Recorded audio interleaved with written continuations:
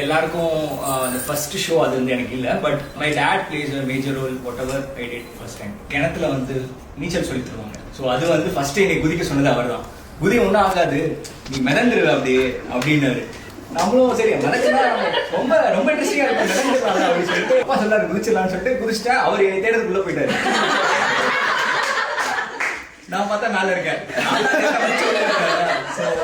So that is the first time I break through that water fear. அது first போயிடுச்சு. But அதுல ஒரு memorable இது வந்து அப்பா வந்து சொல்லுவாரு, காலேஜ் வந்து நான் GC Salem actually. So it was like first day போகும்போது என்ன சொன்னா, நீ வந்து எதுவும் பயப்படக்கூடாது, மெக்கானிக்கல் இன்ஜினியரிங், ஸோ யாரை பார்த்தாலும் மறைக்கணும்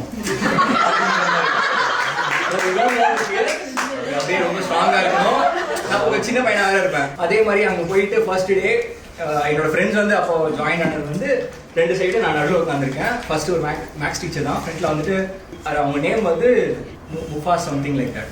ஸோ அவங்க சொன்ன உடனே எனக்கு மும்தாஜ் அப்படின்னு நான் சொன்ன உடனே ரெண்டு பேர் மட்டும் சிரிச்சாங்க, நான் சிரிக்கல. ரெண்டு பேர் சிரிச்சவங்க, ரெண்டு பேர் மட்டும் எந்திரிங்க வெளியே போங்க.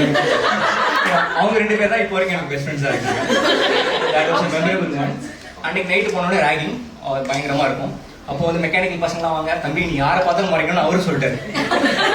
இதுவுமா நம்ம வாஷ்ரூம்ல வச்சுட்டு ஒருத்தருக்கு கிராஸ் பண்ணி வந்தாரு, அவரையும் பார்த்து மறைச்சேன் பயங்கரமா. மறைச்ச உடனே தம்பி இன்னைக்கு நைட் ரூம் வந்துருப்போம். அப்புறம் அன்னைக்கு நைட்டு போய் தேடினோம், அவனை எங்கேயுமே இல்லை எங்க ஹாஸ்டல்ல அந்த பையன். அப்புறம் தான் தெரிஞ்சு அவர் சீனியர். அடுத்த நாள் கூப்பிட்டு ரேங்க் ஃபுல்லா. அதுக்கப்புறம் so that was the best first day experiences and all.